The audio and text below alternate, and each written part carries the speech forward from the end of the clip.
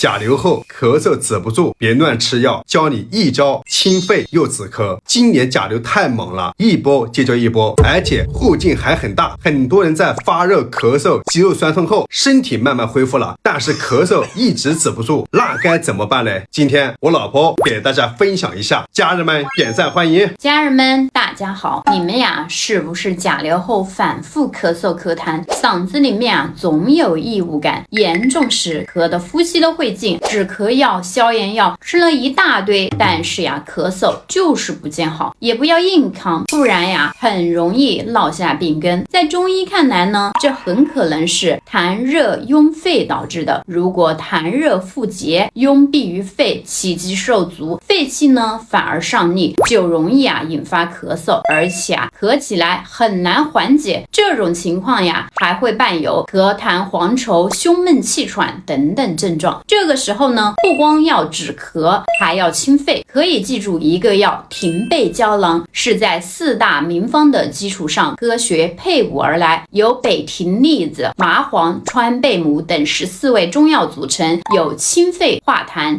止咳平喘的功效，可以对症调理痰热壅肺导致的咳嗽不停、痰多黄稠、喘息不止、胸闷、嗓子干痒等等症状。除了用药呢，平时还可以多喝温水，保持呼吸道湿润，在房间里面放上一盆水，增加室内的湿度，避免空气过于干燥刺激呼吸道。家人们记住了吗？点赞。